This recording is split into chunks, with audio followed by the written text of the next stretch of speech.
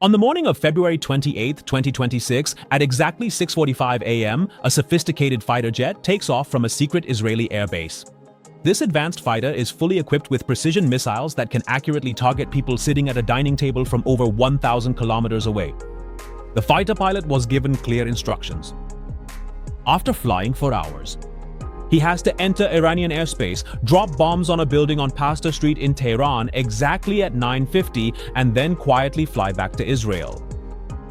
Inside this building, a meeting was actually taking place in which Iran's supreme leader, Ayatollah Ali Khamenei, was meeting with the country's top civilian and military leadership. This was the only opportunity Israel and the United States had to eliminate Iran's entire leadership at once. And if they miss this chance, they might never get another opportunity like this again. Everything goes according to plan. The United States was waiting precisely for this element of surprise. Once the element of surprise was lost, Iran's supreme leader would meet in his underground bunker and the rest of the leadership would scatter.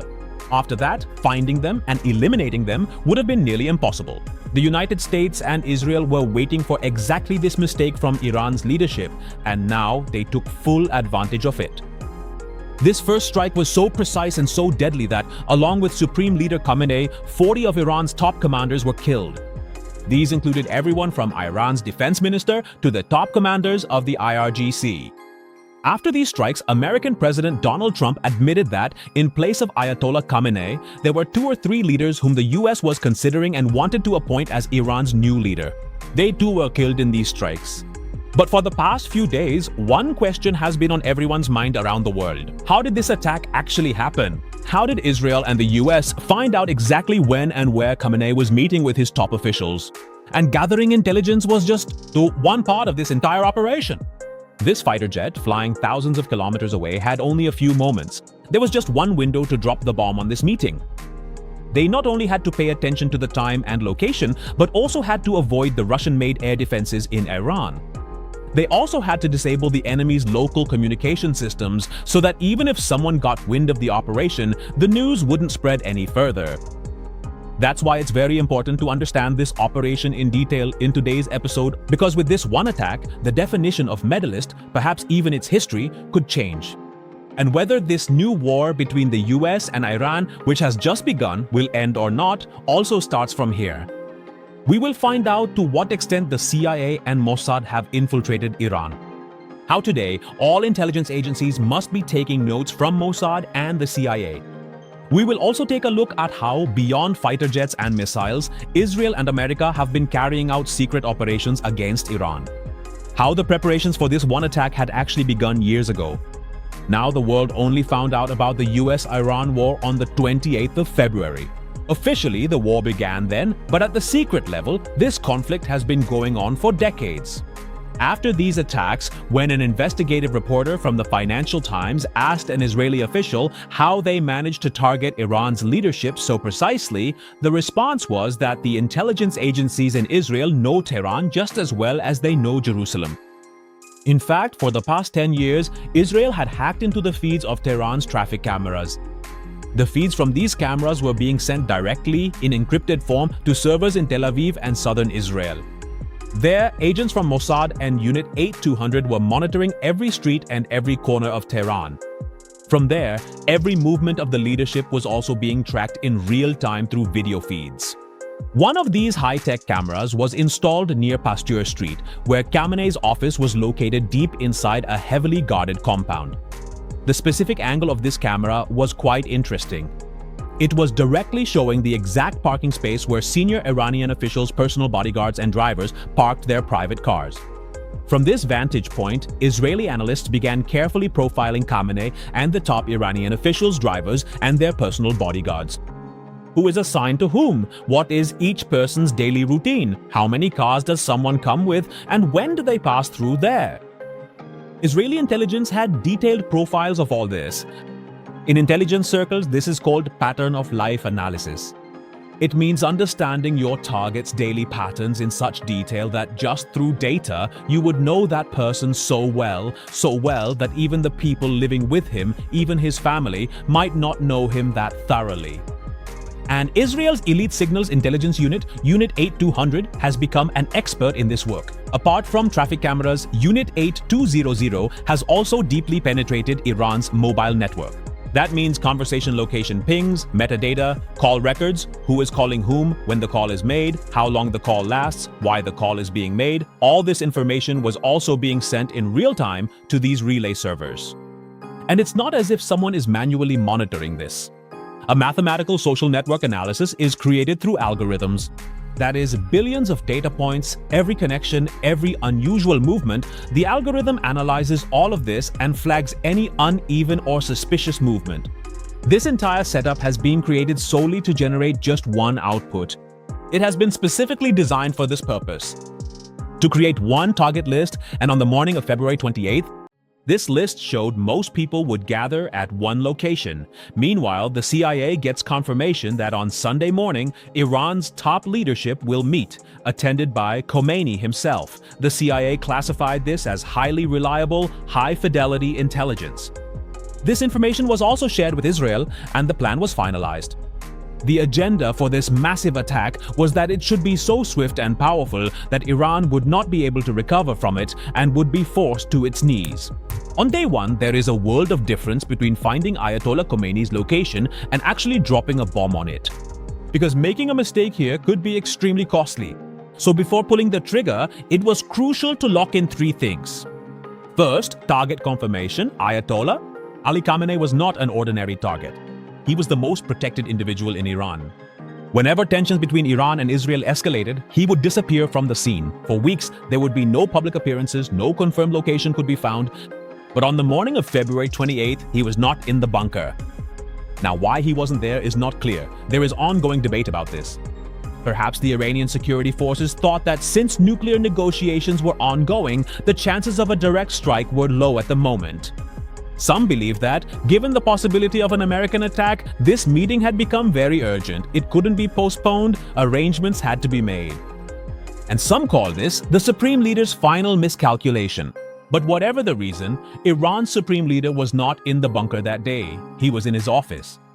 And Israel had found out about this. Not only had they found out, in Israel, two separate intelligence officers independently reached the same conclusion about where Khamenei would be on the morning of the 28th. And according to a Financial Times report, the CIA also had a human intelligence source. That is, there was a person within the inner circle of Iran's leadership who was directly on the ground. And this person confirmed that yes, such a meeting was going to take place. As soon as confirmation was received from the human source, the operation was given the final green light. Now it was time to lock down the second question to shut down any warnings or alerts. There were about a dozen mobile phone towers near Pasteur Street. Israeli cyber units surgically targeted specific components in each of these towers, just enough so the network wouldn't go down and people wouldn't disconnect. If you tried to call, there would be no ring, or instead you'd get a busy tone or the call would just drop immediately. This was very important because if that very morning some people found out about it, if they learned about this plan, and if they couldn't warn Khamenei's protection detail in time, the whole plan could have been foiled, or if they did manage to warn them, everything could have fallen apart. That's why, until the pilots flying from Israel had traveled for hours and dropped the bombs, it was necessary to keep Khamenei's entire protection detail in an invisible communication blackout. After dealing with these two things, the third and most crucial step was that the Israeli jets in the strike package had already taken off early in the morning. They had traveled thousands of kilometers. Staying out of the range of Iran's aerial defense, they had to hit their target accurately. In this, they were helped by the Sparrow missiles. This Israeli precision munition can accurately target a small room from nearly 1,000 kilometers away. This missile can be fired while staying outside the maximum range of any of Iran's aerial defense systems. As soon as the Israeli command gave the green light, the Israeli pilot began firing 30 precision munitions one after another towards the Pasteur Street compound. By evening, Israeli intelligence had also received the news that Khamenei was no longer alive. Along with him, all the targets present in that meeting were also neutralized. If hearing about the planning behind the attack on Khamenei has shocked you, let me tell you that this is not the first time Mossad and the CIA have done something like this. Khamenei's death and this latest open war are actually the result of a decade-long shadow war. This ongoing, clandestine shadow war has been trying to destroy Iran from within for years. It seems that every other day, either a nuclear scientist is killed or a general is assassinated. Or sometimes a CIA-funded protest tries to stage a coup. While some of these incidents made headlines, about others, you and I may never even find out. In November 2020, on a highway in the outskirts of Tehran, Mohsen Fakhrizadeh, the architect of Iran's nuclear program, was traveling in his car. According to reports, while he was driving on the highway, an Israeli-operated robotic gun started firing at him. Yes, not by any agent. It was an AI-controlled robot that killed Fakhrizadeh. His death was a major setback for Iran's nuclear program. Before this, in January 2010, Israel had also killed another nuclear scientist, Dr. Masoud Ali Mohammadi, with a remote-controlled bomb. In November 2010, attacks were carried out at 2 different places and on 2 different cars. In these attacks, agents riding motorcycles attached magnetic bombs to their cars, exactly like what you see in movies these days. In January 2012, an official from the Natanz facility was also attacked using the same magnetic bomb and motorcycle technique. One after another, Iran's nuclear scientists were targeted in a chronological sequence. Iran blamed Israel and Mossad for all the murders. Later, Western intelligence agencies also confirmed that yes, Mossad was behind all of this. But Israel doesn't just carry out murders in Iran, it goes beyond that. The real game is much bigger than this. Since the mid-2000s, Israel began targeting Iran's nuclear facilities with cyber attacks under Operation Olympic Games. Cybersecurity textbooks today describe it as the world's first effective cyber attack. In these attacks, a computer worm called Stuxnet was planted into the systems of the Natanz nuclear facility. This worm was jointly designed by the US and Israel. Now, this was no ordinary hack. The Stuxnet malware was specifically created to physically break and completely destroy industrial things. Now, centrifuges, which enrich uranium and make it weapons grade, they spin at a specific speed. That speed is quite high. Through the Stuxnet virus, Israel and the US successfully hacked into these very centrifuges at the Natanz facility and made them spin so incredibly fast that they broke apart, shattered, and were completely destroyed. Within just a few years, nearly 1,000 centrifuges were ruined through this very secret operation. At that time as well, Iran's enrichment program was set back by months or perhaps even years. The most remarkable thing about the Stuxnet attack was that, in the beginning, Iran had no idea what was happening to them. For months, they thought it was just a technical glitch or some kind of mechanical failure. By the time they realized what was happening behind the scenes, a lot of damage had already been done. 10 years after the Stuxnet revelation in July 2020, Natanz was targeted once again. This time, Israel managed to smuggle a bomb inside the facility, which destroyed the entire central centrifuge assembly hall.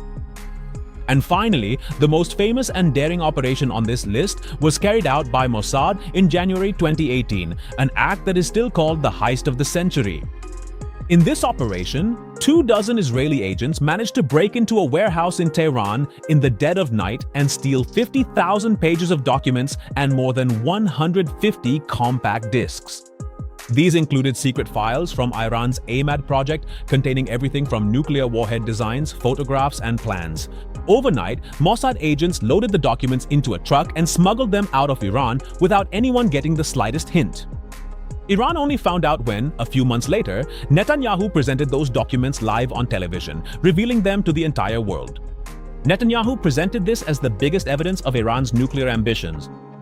All these incidents tell us just one thing, that in the past 20 years, Israel has not only successfully breached Iran's security layers, but has also managed to establish an entire ecosystem within Iran itself, working against Iran.